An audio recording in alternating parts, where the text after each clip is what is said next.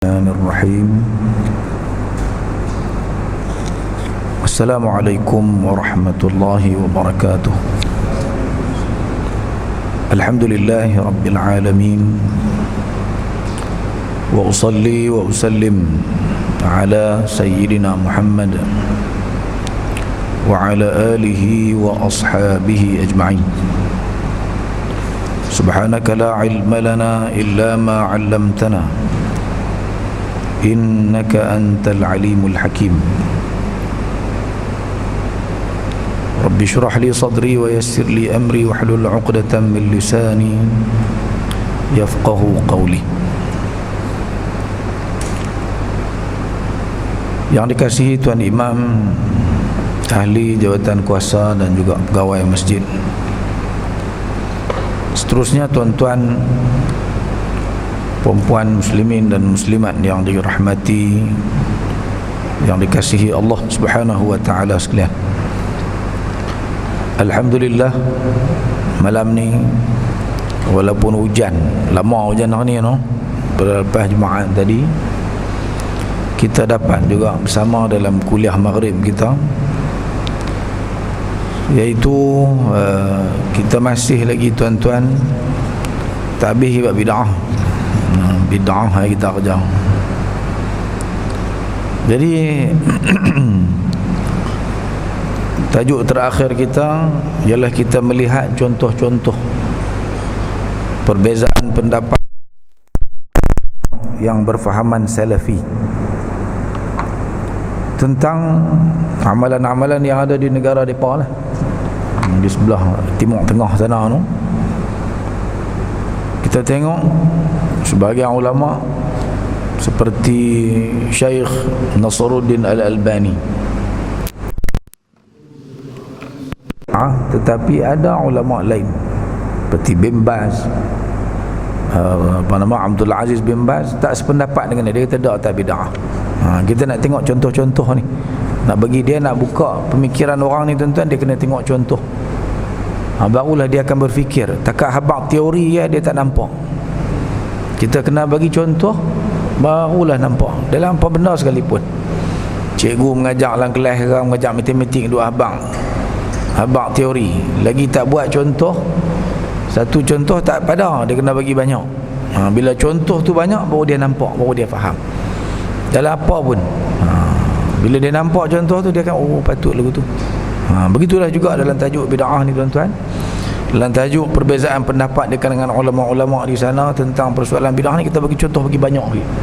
Saya taklah banyak sangat, saya buat dalam 10 kot, 11. Baik.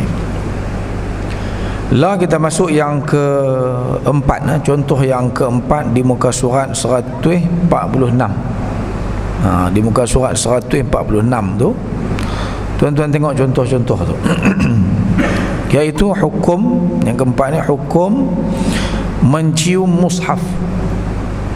Kan selalu kita lepas baca Quran, orang tua-tua kita pegang, dia tak dada, cium buh atas kepala lagi kan. Okey. Jadi boleh ke tidak cium mushaf ni? Soal yang ditanya bukan soal boleh tak boleh. Zaman Nabi dulu ada tak buat macam tu? Mushaf sok-sok meja ni. Masa tu lah zaman Sayyidina Osman. Kalau kita kata zaman Nabi tak ada lagi Quran, tak ada lagi masa tu. Zaman Sayyidina Abu Bakar, zaman Sayyidina Osman ni Quran mau sok-sok meja ni. Sebuah-sebuah. Cuba tuan-tuan gambarkan macam mana kalau dia pernah angkat Quran tu cium. Tak boleh. Jadi sebab tu, kalau orang tanya kita zaman Nabi dulu ada tak amalan cium mushaf ni? Tak ada. Pasal mushaf pun tak wujud lagi pada ketika itu. Okey. Jadi di Saudi pun sama juga. Mana timbul isu ni? Mana orang kita bila dia rasa sayang pada Quran kan, dia gambarkan dengan cara dia pegang Quran tu, dia cium. Lah buat dah kalau tuan-tuan pergi tengok kan, senang lepas orang cakap kita dalam masjid, dia akan cium Quran. Jadi amalan cium mushaf Al-Quran tu, adakah dianggap bid'ah ataupun tidak? Syekh Ibnu Utsaimin, Salih bin Utsaimin, Syekh Al-Albani, Nasruddin Al-Albani, muhaddits Syam, dan Lajnah Daimah lil Ifta, jawatan kuasa fatwa di sana, menganggap amalan mencium mushaf Al-Quran itu sebagai bid'ah. Kullu muhdatsatin bid'ah, setiap benda baru tak ada zaman Nabi, tak ada zaman sahabat, bid'ah. Wa kullu bid'atin dalalah, setiap yang bid'ah itu sesat. Sambung lagi, wa kullu dalalatin finnar, siapa cium Quran masuk neraka. Itu pasal apa? Buat benda bid'ah.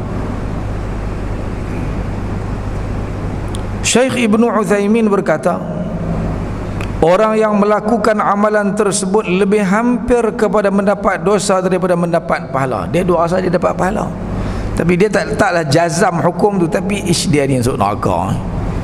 Dia nak faham begitu tuan-tuan kan, dapat dosa. Alasannya ialah tidak pernah dilakukan oleh Rasulullah sallallahu alaihi wasallam dan para sahabat. Kita tambah lagi, bukan masalah tak dilakukan, nak buat pun tak boleh, tak ada. Jadi amalan tu memang amalan baru, dia panggil muhdath. Tetapi pada masa yang sama tuan-tuan, Abdul Aziz bin Baz, mufti, dia mufti. Abdul Aziz bin Baz ni mufti. Depa nunu kira Wahabi ya. Bin Baz ni apa nama? Bukan Wahabi, dia kata boleh. Abdul Aziz bin Baz berpendapat ianya harus boleh buat. Siapa nak cium boleh, dia haruskan, terpulang pada dia. Namun meninggalkannya lebih baik. Tapi kalau tak cium tu lagi bagus, pasal tak ada dalil. Nampak tak? Ni dia panggil ittirabul fatawa. Fatwa tu dia tak berapa nak kemas. Dia macam, dia rasa macam boleh, tapi itu suruh buatlah. Faham macam tu. Dia sendiri tak berapa nak clear, walaupun dia punya pendapat dah cukup keras, tapi bila main bani dia tengok, ish, nak salah apa cium pun. Lagi pun tanda hormat, bukanlah ibadat sangat benda tu. Jadi kita akan nampak perbezaan pendapat tu. Ada yang kata bid'ah, tak bagi buat masuk neraka. Hak satu lagi pihak boleh, tapi tak buat tu lagi baguslah, dia kata kalau tak buat. Okey. Contoh yang seterusnya, hukum membuat garisan untuk menyamakan saf. Lah tuan-tuan, bila kita sembahyang jemaah, kita kira sikit ada garis tengah tu, saf tu. Jadi samalah juga, walaupun taklah betul sangat. Dua bang sawu sufufakum, waktu bukan Covid kan. Duduk lagu tu, dia tengok juga, bila tengok apa tu saya pun tak tahu, macam kalut balik, tapi duk tak sama situ. Jangan kata makmum yang ada, imam tu pun kadang-kadang sekali kalau jadi imam, dia pergi jadi makmum, dia pun tak sama juga. Tu dia duk suruh apa sebenarnya? Sawu sufufakum, samakan saf, luruskan saf, rasus sufuf, macamlah lafaz yang ada. Ini benda sunnah Nabi yang sepatutnya kita pakat-pakat hidupkan, barulah hati kita akan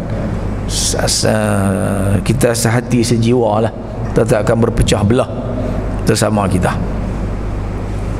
Jadi di negara Arab tuan-tuan, saya dulu belajar di Jordan dulu. Di Jordan memang diperbuat, nak bagi sama saf ni, dia tarik tali penyuruh tu, tak betul garisan tu dia tak di belakang, di garis tu dia tak ni, dia pacak, dia paku ujung sana, tali tu halus ya, dia tarik terus sampai ujung ni. Jadi makmum, oleh kerana saf tak ada macam ni, hak jenis kapet skala semua. Di masjid universiti Jordan, Jamiah Dunia tu, kalau tuan-tuan pergi, tuan-tuan tengok sampai lah, saya rasa ada lagi. Dia akan buat garisan tu supaya apa? Niat dia ialah payah orang kita ni tak mau nak faham sangat. Bila buat garisan tu semua faham lah. Maknanya kaki kita nanti tumit tu mesti duduk di garisan tu. Jadi bila tumit kita duduk di garisan tu, sama ada saf, maka samalah saf. Okey, jadi buat garisan tu. Nabi dulu buat dah lagu tu. Kau Nabi pacak tarik tali apa-apa ke, suruh buat lagu tu. Jadi dia bincang tu lah, boleh tak buat amalan tu? Nak tahu boleh tak boleh, tengok zaman Nabi dulu ada ke tak. Kalau zaman Nabi SAW, Nabi hanya suruh saja, kita pun kena suruh lah. Tak payahlah duk buat garisan tu. Kalau hak kapet ni tahan lah kan, buat je dah kapet passion lagu tu. Okey. Hukum membuat garisan untuk menyamakan saf di sesetengah negara Arab. Pihak masjid membuat garisan di atas kapet atau merentangkan tali setengah tu garis. Kalau masjid yang tak apa ada duit ni, masjid kampung-kampung, dia garis sama belakang. Atau merentangkan tali di atas saf untuk memudahkan para makmum menyamakan saf. Apa hukum dia? Nasruddin Al-Albani, muhaddith Syam, dia kata tu bid'ah. Semua jawatan kuasa masjid masuk neraka. Pergi masjid tu, tengok-tengok ada mana jawatan kuasa masjid, semua kamu ni ashabun nar, taklah khalidun dalam tu kan, tapi ahli neraka belaka. Pasal apa? Pergi bagi sama saf dengan cara yang tidak pernah dibuat oleh Nabi sallallahu alaihi wasallam. Ibnu Uthaymin, tadi kata bid'ah juga bab sebelum ni tu, Salih bin Uthaymin dan Salih Fauzan, seorang jawatan kuasa fatwa dia apa? Berpendapat ianya harus. Hujah dia apa? Ya, dia ni bukan masuk dalam bab ibadat, dia bukan masuk dalam lubbul ibadah, dia bukan masuk dalam ibadat tu, dia termasuk dalam wasail. Nak terjemah apa ustaz wasail ni? Wasilah. Apa dia Melayu kan? Cara lah. Dia cuma cara ya. Dia bukan termasuk dalam ibadat tu bagi sama sah. Itu cara. Tu hujah pihak yang kata boleh. Hak tak boleh, Nabi tak pernah buat. Dia buat apa? Kalau benar betul baik, la sabaquna ilaih, nescaya mereka akan mendahului kita. Tu ayat depa tu. La sabaquna ilaih tu geng-geng salafi hafal tuan-tuan. Terkejut bangkit malam dia, la sabaquna ilaih. Depa aku pegang tu. Walaupun kata-kata la sabaquna ilaih tu puak-puak kapiak nak kata lagu tu, tuan-tuan cari dalam Quran. 6. Membaca doa khatam Al-Quran semasa salat tarawih atau salat malam dalam salat. Kita pergi Saudi tuan-tuan, dulu tak ada dulu amalan ni. Kalau siapa kata saya terlupa dah, amalan ni tuan-tuan baru ada dalam 30-40 tahun kebelakangan ni sahaja. Sebelum daripada tu, masa mak ayah kita pergi haji dulu-dulu ni tak ada Dulu kalau bulan Ramadan, kalau kata tarawih lah, dia tak ada dah qiyamul lail berjamaah macam dibuat lah ni, tak ada. Lah baru ada.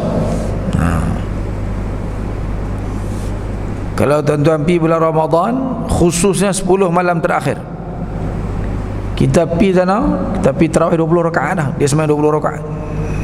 Macam kita, dia sembahyang 20 rakaat. Baca sejuzuk Al-Quranul Karim, juzuk lebih sikit. Lepas tu sekali lagi dalam pukul 2 dia pemai pula sembahyang qiyamul lail, salatul qiyam. Jadi dalam qiyamul lail tu, bila masuk malam terakhir Ramadan tu, imam baca qunut tu tuan-tuan, dia baca sekali dalam qunut tu doa khatam Al-Quran, kerana dah tamat dah Quran. Bah malam tu dia sembahyang pula, hak lepas pukul 1 tu tuan, pukul 2 tu, malam ni baca 3 juzuk. 10 malam tu khatam sekali Al-Quranul Karim. Nak dapat fadilat malam Lailatul Qadar. Puluh nampak bagus tak tuan-tuan amalan tu? Bagus. Tapi Nabi pernah buat kan amalan lagu tu? Tak ada Nabi buat. Mengkhususkan. Dia bahak kata tak boleh. mengkhususkan amalan tertentu yang tidak dibuat secara berterusan di zaman Nabi SAW, nama dia bid'ah. Tak boleh buat. Tambah pula lagi, pi baca pula doa khatam Al-Quran dalam salat, tak pernah dibuat oleh Nabi SAW. Oh, hak ni jadi pertikaian besar di Saudi, tuan-tuan. Kalau hak salafi totok memang dia tak bagi buat bid'ah. Ni kita baca tengok Syekh Albani. Syekh Albani ni dia paling marah ni. Dia cukup marah ni amalan ni. Dia pula fatwa malam-malam tak boleh sembahyang lebih daripada 11 rakaat, 13 rakaat. Ambil riwayat mana-mana satu kan. Tarawih ni 8 tak boleh lebih. Kalau nak buat juga lepas tak ni, kena baca 4, kena sembahyang 4 saja awal malam. Satu lagi tengah malam pula 4 tak boleh lebih. Dia bataskan amalan sampai setara tu.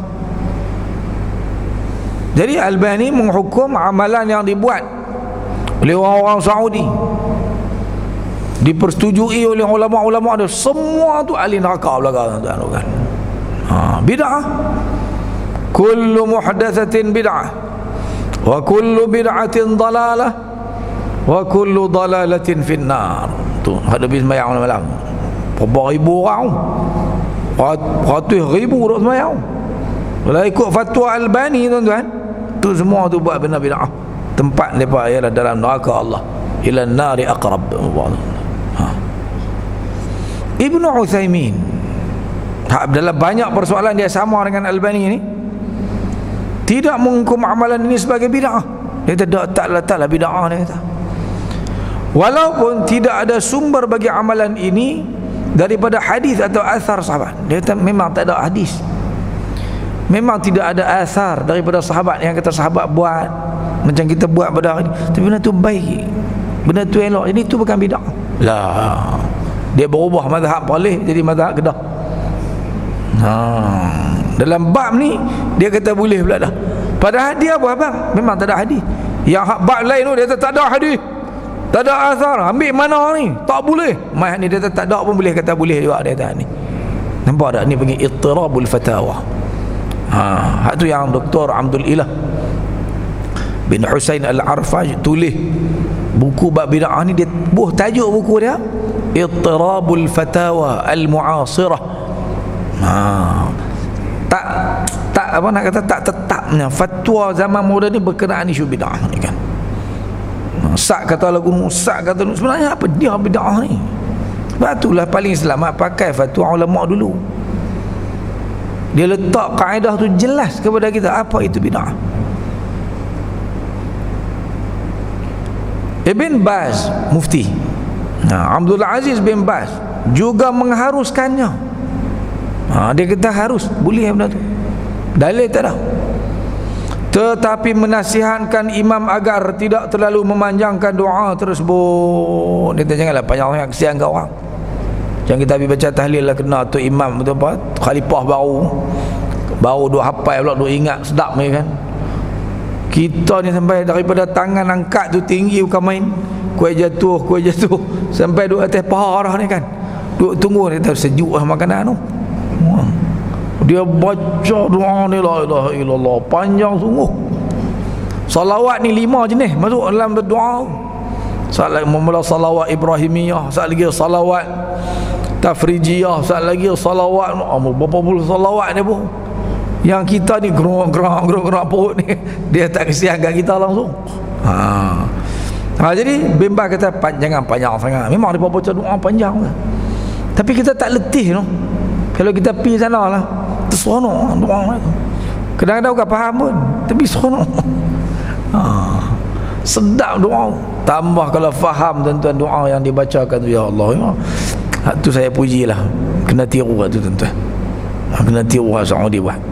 Tiru kita hidupkan malam 10 malam terakhir tu di masjid kita ni kan. Biar penuh ramai. Makan pergi sedap. Cikgu nak sponsor tu. Kan. Malam ni Tengiri, malam esok apa siakap menjadi malam nu pula lagi Semilang. Dia main ketat masjid, insya-Allah. Kami buat di Sabah dulu. Mula program ni kan kawan lah pakak-pakak buat. Mula duk saya orang tak main. Uish dah tuan. Bila kita buat kan, dia main ni sampai 400 orang, 500 orang semalam. Masjid Negeri siapa? Depa risaulah habis duit masjid banyak. Nak jamu makan ni. Dah tak habis. Macam mana tuan-tuan tahu? Sagi restoran, nama apa restoran tu lupa dah nama. Restoran ni main sponsor malam ni, malam esok restoran lain pula. Kadang-kadang setiap malam dah berebut sampai 2 catering tiap-tiap malam. Buat papan ya, umum ya. Orang nak jamu kata tu dia. Dia syarat bagi mula yang baik.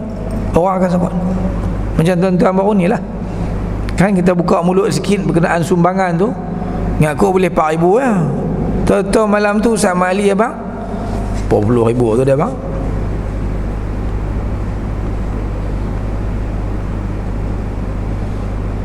Ha ni 10,186 ringgit. 10,000 lebih. Jadi alhamdulillah, moga Allah balas pada yang menderma, yang tolong bantu dengan balasan yang sebaik-baiknya. Jazakumullahu khairal jaza. Moga Allah tambahkan keberkatan harta tuan-tuan. Manfaat dia akan dapat pada anak-anak kita juga, nak cucu cicit kita juga akan pergi mengaji, akan pergi belajar di sana tu insya-Allah. Syekh Abdullah bin Jibril juga mengharuskannya. Mana ulama-ulama sekarang ni semuanya kata boleh. Seorang ya Albani dia kata tu bid'ah. Dan kalau kira hujah ikut kaedah dia memang bid'ah dan amalan tu. Tu yang kata Albani ni. 7. Memulakan majlis dengan bacaan Al-Quran. Kan kita buat program-program apa-apa, panggil qari, baca Quran dulu di depan. Saya dulu masa mengaji di Jordan tuan-tuan, kalau majlis-majlis rasmi dia saya baca Quran. Pak saya qari juga. Sajalah tak mau tunjuk kata kita terkejut pula macam ni kan. Bolehlah kenal lah lagu Bayati, Sabah. Bolehlah sikit-sikit kan. Pi dia tu Arab baca betul ya kan. Kita baca sedap terkejut ni baru dengar.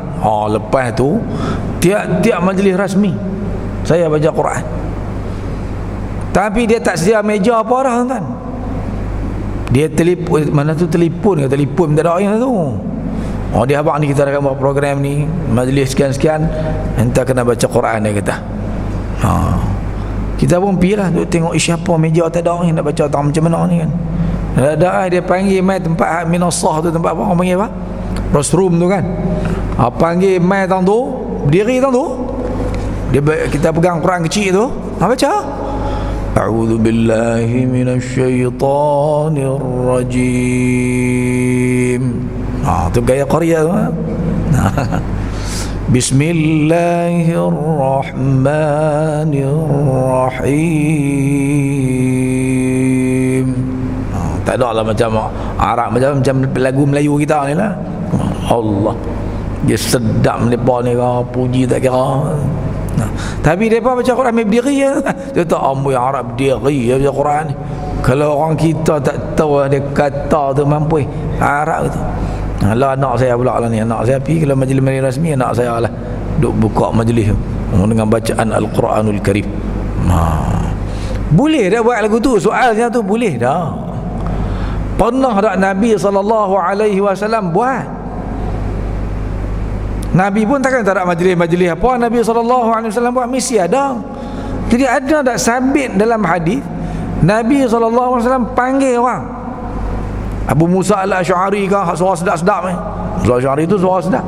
Dan Nabi puji dia. Nabi kata, kamu ni wahai Abu Musa, u'tita, kamu dikurniakan oleh Allah Ta'ala mizmaran min mazamiri ahli Daud. Seruling Nabi Daud, suara sedap. Abu Musa al-Asy'ari. Ubay bin Ka'ab, ni qurra zaman Nabi SAW yang baca Quran ni sedap-sedap. Macam siapa lagi yang baca Quran sedap-sedap ni? Abdullah bin Ummi Maktum, bang sedap. Nabi lantik dia jadi muadzin Nabi SAW. Ni Bilal, orang suara-suara sedap-sedap ni. Ada kan Nabi buat panggil apa? Ataupun tuan-tuan dalam bentuk yang kedua, Kadang-kadang bila kita mesyuarat lah, contohnya kita mesyuarat kecil-kecil, kita kan mesyuarat jawatan kuasa apa-apa kan. Sebelum nak mula mesyuarat, kita mulakan dengan apa? Al-Fatihah. Untuk memberkati majlis kita, ada baiknya kita mulakan mesyuarat kita pada hari ini dengan membaca Ummul Kitab, Al-Fatihah. Kan kita buat itu, Nabi buat lah.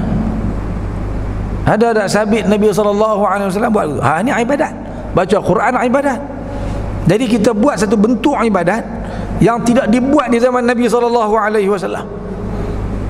Tidak ada contoh sebelumnya. Kok Nabi ke, kalau bukan Nabi zaman salaf lah, zaman para sahabat ke, ada tak sahabat buat lagu tu yang sabit dalam mana-mana kita hadis? Tunjuk kami mana ada. Jadi bila tak ada, tuan-tuan, jadi khilaf lah. Hak nak bagi dia kata isyik nampak elok, dia bagi. Mari tengok tuan. Telah menjadi kebiasaan pada masa kini majlis-majlis rasmi, pertandingan-pertandingan, mesyuarat-mesyuarat dan lain-lain dimulakan dengan bacaan ayat suci Al-Quranul Karim. Di Malaysia dan juga di Saudi membuat benda ni. Dia apa-apa ada qari, tapi cara baca dia tak macam kita lah. Sedap mana dia baca. Boleh tak? Syekh Saleh Fauzan dan Syekh Albani, hak keras tadi tu, Albani kata boleh. Dia kata tak ada masalah, baca Quran bila-bila boleh. Dia dah bercanggah dengan tarikh dia bagi, dia kata khususkan amalan buat bentuk macam tu tak boleh. Tapi tahun ni dia kata boleh pula dah. Syekh Bakar Abu Zaid, ini salah seorang ulama-ulama besar sana lah ni, dan Syekh Abdul Razak Afifi menganggap amalan ini sebagai bid'ah kerana tidak pernah dilakukan oleh Rasulullah sallallahu alaihi wasallam. Alasannya senang. Hak nak kata tak boleh ni tak ada contoh Nabi buat. Ibnu Uthaymin pula menyatakan amalan ini bukan sunnah Rasulullah sallallahu alaihi wasallam kerana tidak ada sumber yang menyatakan Rasulullah sallallahu alaihi wasallam melakukannya. Bezanya beliau tidak menghukum amalan ini sebagai bid'ah secara jelas, tetapi menyeru agar amalan ini ditinggalkan. Sak kata boleh, sak kata tak. Mana dia kaedah dia tak tetap. Tidak seperti kaedah yang diberi oleh para ulama kita, Imam Syafi'i, Imam An-Nawawi rahimahullah, Ibnu Hajar Al-Asqalani, Ibnu Al-Athir, berapa puluh orang ulama kita tengok bagi Imam Al-Ghazali rahimahullah. Dia senang. Benda baru tengok dulu. Kalau dia bercanggah dengan Islam, canggah Quran sunnah, tu baru bid'ah. Tapi kalau tak bercanggah, baru lagu mana pun buat. Selagi tak bercanggah dengan ajaran Islam, tak bercanggah dengan Quran, senanglah kalau kita pegang tu. Ni nampak sat macam boleh, sat tak ghairu muntabit, Arab kata. Tak ada satu kaedah yang jelas dipegang oleh golongan ini, tuan-tuan. Lagi, bergerak-gerak ketika membaca atau menghafaz Al-Quran. Tuan-tuan pernah pergi tengok pusat tahfiz? Terutama kalau tahfiz tu di India kan. Di Malaysia pun sama pusat tahfiz tu. Dia bila baca Quran dia punya hinggut tu. Kita ada juga masa tahlil, la ilaha illallah, la ilaha, kita tu ya. Ni budak-budak apa Quran dia memang macam tu. Duk hinggut tu. Setengah pelajar tahfiz menggerak-gerakkan badan mereka ke kiri dan ke kanan, ke hadapan dan ke belakang semasa membaca dan menghafaz untuk memudahkan proses hafalan. Dia kalau tak buat itu tak ingat. Dia payah. Tapi kalau buat itu tak ingat. Ada orang itu. Hasilnya tu dia sengah budak cerdik ya. Lang kelas lenong. Periksa dia jawab banyak kali ada gitu. Hak kita duk terbeliak je mata ni. Markah paling sikit. Ada kawan saya budak lagu tu. Heran tengok lenong tapi ush.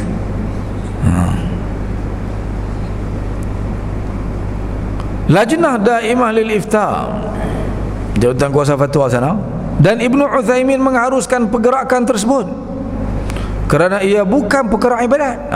Dia pandai bagi alasan, dia kata itu bukan ibadat. Itu cara dia nak pergi ingat kok suka dia. Arab kalau musim-musim Praisa, perpilah masjid kami tu, masjid Jamiah Masjid Universiti tu, dia jenis tak duduk, dia diam tuan. Dia pegang buku tu, dia nak apa, dia berjalan. Jalan. Sambil berjalan apa. Pasien tu Arab, dia hafal pasien berjalan. Kita orang Melayu duduk sengam tu lah, duduk sengam. Lagi lena. Terus nak habis. Arab memang lagu tu. Pengalaman kami duduk sana dululah. Lajnah Daimah lil Ifta dan Ibnu Utsaimin mengharuskan pergerakan tersebut kerana ia bukan perkara ibadat, cuma hanya kebiasaan sesetengah orang. Dia biasa buat gitu. Kok dia? Ibnu Utsaimin menegaskan sekiranya dianggap sebagai ibadat, maka hukumnya bid'ah. Tapi kalau dia faham kata buat lagu tu ibadat, itu bid'ah dia. Nabi tak nak ajak baca Quran buat lagu tu. Baca Quran ni kena tenang, nak menghayati Al-Quran kan. Induk-induk ingut-ingut. Bukan dia. Syekh Bakar bin Zaid menghukumnya sebagai bid'ah. Alasan dia, cuma tengok dia kata apa? Kerana menyerupai perbuatan orang Yahudi. Di apa wall dia panggil? Apa wall yang ada Yahudi duk pakai topi kecil tu. Lepas tu dia pegang kitab Taurat tu, duduk ingut. Pernah tengok tak tuan? Memang dia buat macam tu. Orang Yahudi, dia tersama macam Yahudi, tak boleh buat. Dulu tak tahulah awak Arab gerhak yang keras sangat ni tuan-tuan kan. Kita orang Melayu pakai lebay ni, dia kata macam Yahudi. Pakai lebay, kami pakai lebay habis sana tu. Ni bid'ah ni Yahudi ni tak. Dia tuduh kita Yahudi, tak geram kan. Kalau di sidang Dun Terengganu, Mat Said marah lah. Tapi dia kata macam Yahudi, dia marah. Sama ni, dia kata Yahudi tak. Tambah kalau kita pakai hak yang jarang-jarang, hak yang tahu tak, kepiah orang tabligh, hak yang dulu-dulu pakai kecil. Dia juga marah. Apa? Jangan kata hak tu tuan-tuan. Ni bukan bab bid'ah. Dia marah kita pakai kain pelekat pergi surau, pergi masjid. Dia marah. Tarik kain kita ni pakai orang ni. Orang Arab, tak tahulah Arab Jordan lah, saya duduk dengar cerita masa tu. Pakai kain tu untuk jimat lah. Kita habis pergi masjid, dia marah pakai kain tu. Betul tu. Dia tak boleh nak beza ada. Kita orang Melayu macam tu kan. Pergi pakai biasalah lagu tu kita. Kita pun sama lah. Saya dengar cerita kawan-kawan duk pergi ke Vietnam Kemboja orang sana makan makan doyan. Cerita saya ni dah tu ada buat sekolah sekolah Zubaidiah, nama apa? Hak Terang Terengganu. Hak kontraktor dia buat tu. Dia orang Terengganu, orang Besut. Dia kata dia pi masa tu, dia bawa hidang doyan, dia pi dengan kawan dia. Dia pun ambil doyan buat main, koyak elok lah. Tapi dia pun mesti akan buang biji tu, buang masuk dalam mangkuk. Lepas tu dia pun ramai aku ni. Keluar aku ni yang cerita ni kan. Duduk ramai depan kita, ramai. Dia kata next macam sedap bukan tak sedap, tapi main dia ramai tu teringat tu. Lepas tu dia kata bagi jamu kita makan. Dia pun jaga hati tu, orang makan juga. Dia tak apa dia boleh telan lah. Tapi kawan dia ada seorang kata telan duk keluar asal rumah muntah habis. Kebiasaan dia bagi dia biasa. Orang India pun macam tu juga. Orang India pun jadi ramai tu. Lalu orang gaji saya, dia kata memang ustaz, depa ramai tu, saya tak lalu, saya masak lain dia kata. Kebiasaan depa. Okey, bergerak-gerak ni cerita bab hukum bergerak-gerak tu kan. Syekh Bakar bin Zaid menghukumnya sebagai bid'ah kerana menyerupai amalan orang Yahudi. Lajnah Daimah lil Ifta kemudiannya mengeluarkan fatwa mewajibkan meninggalkan amalan ini dengan alasan bercanggah dengan adab terhadap Al-Quran dan menyerupai amalan orang Yahudi. Beza kan. Seorang kata boleh, seorang kata tak. Mengerjakan solat tarawih melebihi 8 rakaat. Tadi saya sebut dah sebentar lalu tadi. Boleh tak sembahyang rakaat tarawih ni lebih daripada 8? Nabi sembahyang 8 tak tambah 20 tu Sayyidina Umar. Al-Bani kata bid'ah. Mayang tarawih tak boleh lebih daripada 8. Siapa buat lebih, neraka. Polis dia tak sampai teratur lah. Dia kata tak boleh buat di masjid. Nak buat balik buat di rumah. Mayang lah berapa puluh rakaat bulan kata. Di masjid sorry tak boleh. Apa banyak fatwa lah betul tuan kan. Ibnu Taimiyah, saya ambil orang lama lagi. Ibnu Taimiyah, Salih Fauzan, Bin Baz dan Ibn Utsaimin mengharuskannya 20 boleh, 36 boleh. Rajin nak buat lebih daripada tu buat, tak ada had. Tapi yang Imam Malik fatwa takat 36 lah. Setuju tak kita buat masjid kita 36 tahun ni? Saudara pandai-pandai setuju lah, idea tak main. Menggunakan tasbih ketika berzikir. Boleh tak guna tasbih? Beli biji tasbih tu, zikir. Nabi suruh pakai tangan, fa innahunna natiqat. Nabi kata esok tangan kita ni akan bercakap kepada Allah Ta'ala dekat habaq. Dia guna untuk tasbih, salawat dan sebagainya lah, tak guna. Albani menganggapnya bid'ah. Tak ada. Setengah geng-geng hak tak boleh, dia kata apa tuan-tuan? Melah dah. Baru ni ada soalan tanya Mufti Polis. Dengan alasan tak boleh tu, soalan tu tanya, menyerupai amalan orang-orang Buddha. Orang Buddha pun ada biji tasbih tu. Dia kata apa saya tak tahu lah. Tapi mereka pun ada tasbih tu. Dia kata tu amalan orang kafir, duk pakai biji tasbih. Jadi macam mana orang tikai? Tapi Bin Baz, Ibn Utsaimin dan juga termasuk Mufti Polis menganggapnya harus. Sebab itu wasail, itu sebagai cara nak zikir. Bukan soal zikir tu ibadat. Itu cara nak bilang. Dia nak lazimkan, nak wajibkan kepada diri dia buat 700. 700 kalau nak kira dengan tangan tuan-tuan, payah tu. Sekali ni 15, 2 kali 30, 6 kali baru 90. Lepas tu tambah lagi 10. Jadi sampai 700 kalau nak kata. Tak boleh. Dia celau tuan. Jadi ada yang kata boleh, ada yang kata tak boleh. Tuan-tuan di sini kata boleh, kata tak boleh. Wahabi apa ni? Tak jawab pun. Tuan-tuan kata boleh, kata boleh. Boleh tuan-tuan kena buat. Saya nak suruh tuan-tuan buat ni. Bagi yang tak ada biji tasbih. Ada kata dah tak tahu duk tak mana. Tiap-tiap kali orang balik Mekah bagi, lempak semua. Tuan-tuan kena pakai tuan-tuan. Pasal kita ni makin lama makin tua, makin lama makin menghampiri kematian. Zikir ni ialah amalan paling besar dalam Islam. Wala zikrullahi akbar. Tadi di babak tadi kan. Dan ingatlah bahawa zikrullah itu adalah paling besar. Wala zikrullahi akbar. Tak ada amalan yang lebih besar pada zikrullah. Sahabat alim-alim seperti Muaz bin Jabal pun mai minta kat Nabi ada amalan lah. Nak kata tak ada ilmu banyak sangat dah. Nabi kata basahilah lidah kamu dengan zikrullah. Tu amalan besar. Lagi kita berasa kita alim, lagi besar, lagi banyak kita kena berzikrullah. Kalau kita nak buat tuan-tuan zikrullah ni, Allah bagi hidayah kat kita, kita boleh buat. Tapi kalau Allah tak bagi kita tua, sedap-sedap lah, tak buat apa pun. Dan cara nak bagi boleh buat, kita kena wajibkan kepada diri kita.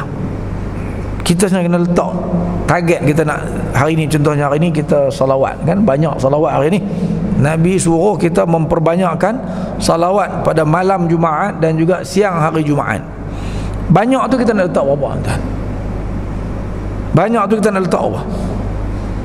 Katalah kita letak 300. Tuan-tuan rasa macam banyak tak 300 ni? Berapa banyak masa agak-agak nak habis kalau kita bersalawat kepada Nabi sebanyak 300. Agak-agak lah tuan-tuan, tu belum kita nak buat ni. Agak-agak lama mana Ustaz? Nak habis berapa minit agak-agak? Entah agak-agak lama mana? 3 minit 300. Wish, tu mau 200 km sejam. Boleh buat ke? Entah agak lama mana? Lama mana nak ambil masa untuk zikir Allahumma salli ala Muhammad wa ala ali Muhammad tu 300 kali. Agak lama mana agak masa? Tak boleh nak bayang. Setengah jam ada tak?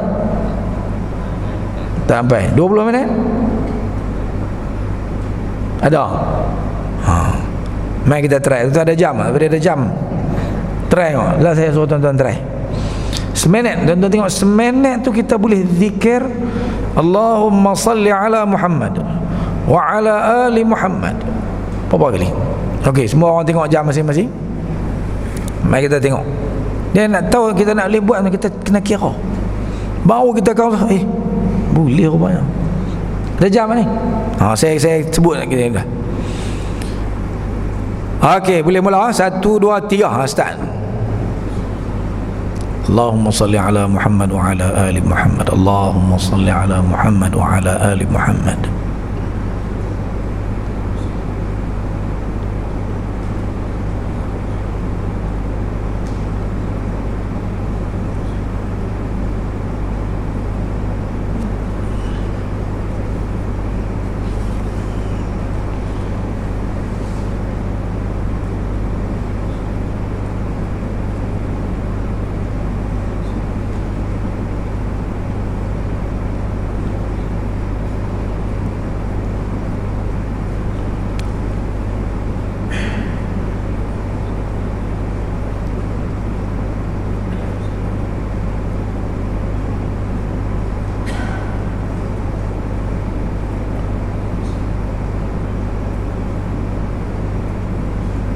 Okey, berhenti.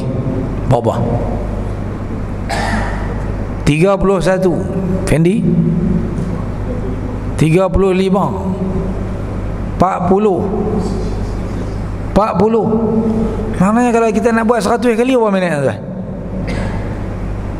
Kalau kita ambil average 30 lah, no? 30 kita ambil 30. Kalau kita ambil 30 kali untuk 1 minit, 2 minit 60, 3 minit 90, 10 lagi boleh setengah saat kan.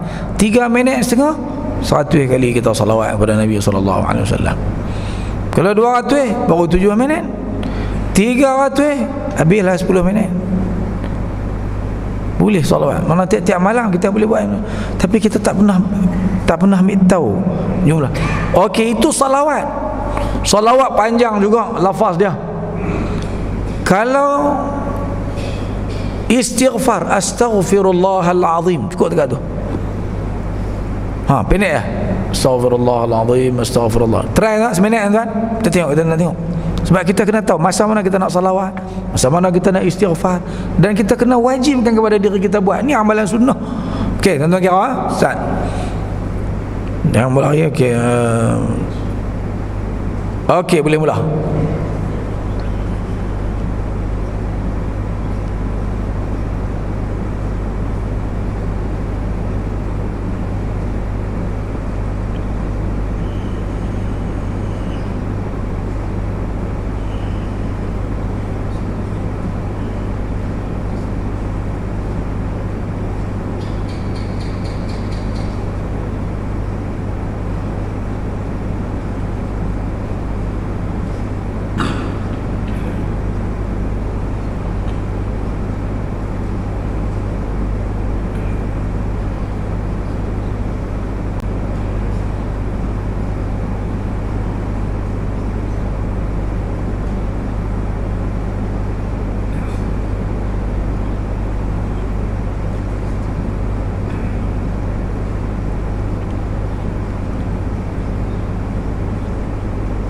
Okey, cukup. Berapa kali?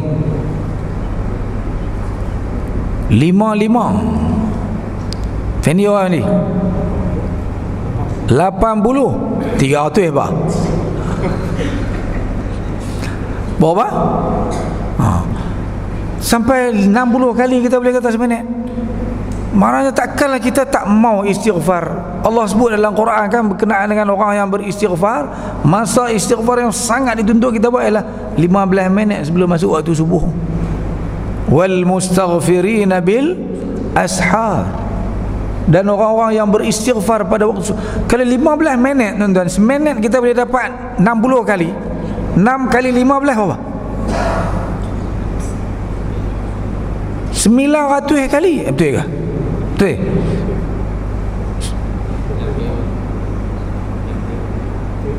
Betul ha? 900 kali boleh tak?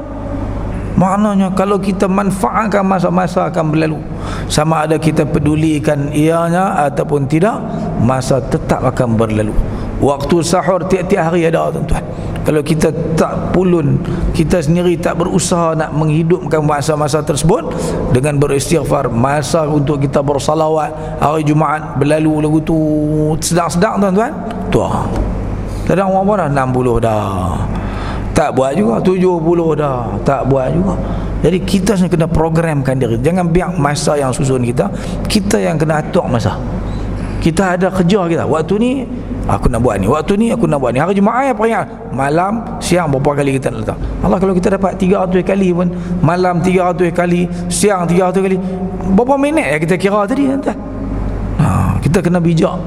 Al-kayyisu man dana nafsahu wa amila lima ba'dal maut.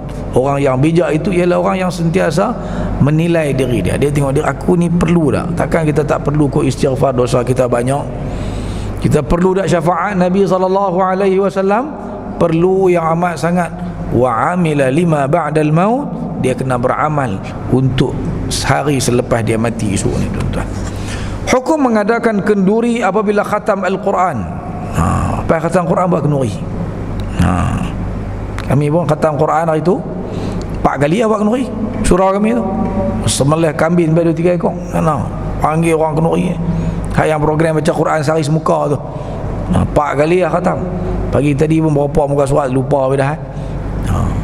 Jadi bila khatam Quran buat kenduri, boleh tak benda tu? Lajnah Daimah lil Ifta dan Bimbas menghukum amalan ini sebagai bid'ah. Tanda syukur kan boleh habis baca Quran dengan senang tuan-tuan. Tentu kita boleh khatam Quran, buat kenduri, tambah pahala. Dia kata bid'ah. Mufti lah keluar kata haram ni. Saleh Fauzan mengharuskannya kerana ia melahirkan kegembiraan dan tanda syukur kepada Allah. Amalan ini juga memberi semangat kepada pelajar yang menghafaz Al-Quran. Bila nak habis Quran, buat kenduri. Tu. Okey, kesimpulannya tuan-tuan ialah bawah tu. Perbezaan dan perselisihan pendapat dalam masalah-masalah di atas membuktikan bahawa persoalan bid'ah atau tidak sesuatu amalan adalah perkara ijtihadi. Perkara yang dia bukan hukum qat'i. Benda tu ulama ijtihad berdasarkan pandangan masing-masing. Dan perkara itu furu'. Bukan benda yang usul agama yang penting sangat sampai dia cakap tak sebut hak tu, hak paling penting, hak ni bid'ah, hak ni bid'ah. Jika sikap fanatik ini diamalkan di negara Arab Saudi, sudah tentu dalam isu kenduri arwah orang Arab yang dinamakan dengan Asyaul Walidain, pengikut Syekh Utsaimin akan melabel pengikut Syekh Abdul Aziz bin Baz sebagai mubtadi', ahli ahwa, sesat, ahli neraka. Kalau mereka lagu kita juga. Begitu juga dalam isu penggunaan tasbih ketika berzikir. Kan ada hak kita tak boleh tadi. Pengikut Albani akan menghukum pengikut Syekh Abdul Aziz bin Baz dan Ibnu Utsaimin sebagai sesat dan ahli bid'ah. Ahli bid'ah perlu dijauhi. Amalan yang mereka lakukan lebih keji daripada berzina dan minum arak. Mereka tuan-tuan kalau bid'ah ni tu teruk pada bid'ah berzina ni. Berzina tak teruk macam bid'ah. Nak buat tahlil lepas orang mati tu semua tu teruk pada berzina ni. Baik berzina lagi bagus. Buat ayat tu kadang-kadang geram dengar kita kan. Bukankah Sufyan Ats-Tsauri rahmatullahi alaihi berkata, man sami'a min mubtadi'in lam yanfa'hu Allah bima sami'a wa man safahahu faqad naqadha al-Islam 'urwatan 'urwah. Sesiapa yang mendengar ucapan pelaku bid'ah, Allah Subhanahu wa taala tidak memberikan kepadanya sebarang manfaat. Sesiapa yang berjabat tangan dengannya, maka dia telah merungkaikan ikatan Islam satu demi satu. Orang-orang yang berzikir dengan menggunakan tasbih telah mengkhianati risalah yang dibawa oleh Nabi Muhammad SAW kerana melakukan perkara baru dalam agama. Bukankah Imam Daril Hijrah, Imam Malik rahimahullah, berkata, "Man ibtada'a fil Islam bid'atan yaraha hasanatan faqad za'ama anna Muhammadan qad khana ar-risalah." واستدل على ذلك بقوله تعالى اليوم أكملت لكم دينكم وأتممت عليكم نعمتي sampailah habis ayat. وقال فما لم يكن يومئذ دينا فلن يكون اليوم دينا. Barang siapa yang mengadakan perkara bid'ah dia merasakan baik, maka sesungguhnya dia telah menyangka Nabi Muhammad telah mengkhianati risalah. Lalu beliau berdalilkan dengan ayat yang bermaksud, pada hari ini aku sempurnakan bagimu agamamu dan aku sempurnakan kepada kamu nikmatku. Imam Malik berkata lagi, apa-apa yang pada hari ini bukan ajaran agama, maka pada hari ini ia bukan agama. Kalau zaman Nabi dulu tak diamalkan sebagai ajaran agama, lepas itu tak ada buat, itu bukan agama, itu sahih bid'ah. Oleh kerana itu tidak sepatutnya kita berbalah sesama sendiri dan berpecah belah hanya kerana perbezaan pendapat dalam soal ini. Elakkan fanatik dan ta'asub terhadap pandangan yang dianggap tepat dan betul. Hormati pandangan orang lain yang mungkin berbeza dengan pandangan kita. Jadi kalau kita pakat-pakat boleh terima kesimpulan ni tuan-tuan, perhati, tengoklah, insya-Allah kita taklah keras sangat. Tak boleh berbeza. Hang tak mau buat tu tak ada buat. Kami nak buat jangan duk kacau. Pasal kami rasa mengikut pandangan para ulama boleh benar tu. Dia nak pegang hak tak boleh, silalah. Kita bukan nak paksa dia ikut kita kan. Kalau itulah yang kita harap daripada tajuk bid'ah ni tuan-tuan. Sebelum saya mengakhiri kuliah malam ni pun tuan-tuan, ni amanah lah kami di masjid kami tu. Minta tolong tuan-tuan lah juga, siapa-siapa yang berkelapangan kalau nak buat jariah lagi. Kami di kampung tu tak perasan yang sebenarnya tuan-tuan. Tengok duk main jemaah dengan kita pun ada, duk sembang dengan kita tak tahu keadaan di rumah dia lagu mana. Jadi baru ni kita jumpa ada dua keluarga duk dalam Kipsang, Kampung Jelatih tu, Kampung Teluk tu. Rumah ni tuan-tuan, ya Allah, bila pi tengok masih lagi berlantaikan tanah. Bilik ayak ni tuan-tuan, bilik ayak tu kita tengok tu dia suami sakit, isteri kerja kantin zaman Covid ni, tutup sekolah, pam tak ada. Jadi kita buat keputusan dua buah rumah ni kita bina balik. Kata pembaik lah, pembaik pun habis. Dua buah rumah tu 30,000 ada lah. Kita dah kumpul dah. Cuma ada sikit-sikit lagi sebuah rumah di Kampung Teluk Kipsang yang kita perlu, saya buat anggaran lah. Hal lain banyak dah orang bagi sumbangan. Kita perlu dalam 2,500 lagi untuk nak baiki rumah tu. Kalau tuan-tuan nak tengok pun kita duk tengah buat lah ni. Sebuah lagi tu kita buat bulan 1 ni insya-Allah. Jadi kalau lah ada di kalangan para jamaah yang nak mengulurkan sumbangan, boleh hubungi saya lah lepas ni tuan-tuan, bagi kat Fendi dulu. Bila-bila ada, maklumkan kepada saya. Kita perlu tak banyak dah. Kalau dah cukup tak lain, saya tak ambil duit tu. Tapi kalau kata tak cukup lagi, boleh lah. Kalau tuan-tuan nak sumbang berapa-berapa yang tuan-tuan nak bagi, tuan boleh bagi, dan boleh melalui saya pun boleh, ataupun terus melalui tuan imam masjid kami lah, Ustaz Suyuti. Ustaz Suyuti tu imam situ. Jadi dan satu lagi lah, bila isu ni timbul kan di kampung kami, ada orang yang duduk dalam keadaan yang serba ketaifan ni, tak sangka apa, kita kadang-kadang kita bergaul ke masjid ni lah, kita tak pi rumah dia sendiri, dia pun tak ajak, dia pun malu nak ajak pi rumah dia. Bila kita pi tengok tu dia. Jadi saya rasa tuan-tuan, tempat lain pun kalau kita selongkang kita pergi cari, kita akan jumpa tuan-tuan. Kadang kita tak ada siapa nak peduli. Jenis orang ni pula, dia bukan semua orang jenis suka meminta-minta. Ada jenis yang dia susah pun dia tak abang, dia sengak, dia cubalah cara-cara dia tak abang. Jadi inilah peranan kita untuk pergi cari tu. Kalau perlu bantuan tuan-tuan buat lancar, perbaiklah. Kami habis 30,000 lebih untuk baiki dua rumah tu. Satu tu kita kena bina lain, satu lagi kita tolong perbaik bagi jadi elok, biar mereka boleh hidup agak selesa lah, walaupun bukanlah kita buat hebat sangat pun kan. Jadi itulah yang saya nak maklumkan kat tuan-tuan. Sekadar itu dulu yang baik daripada Allah Subhanahu wa taala, yang salah silap itu, yang lemah dan kurang tu daripada saya sendiri. Aqulu qawli hadza wa astaghfirullahal azim li wa lakum. Assalamualaikum warahmatullahi wabarakatuh. Bismillahirrahmanirrahim. Alhamdulillahi rabbil alamin. Wassalatu wassalamu ala asyrafil anbiya'i wal mursalin wa ala alihi wa sahbihi ajma'in. Allahumma anfa'na bima 'allamtana wa 'allimna ma yanfa'una warzuqna fahman wa 'ilman wa 'amalan salihan. Sallallahu ala sayyidina Muhammad wa ala ali Muhammad. Alhamdulillahi rabbil alamin.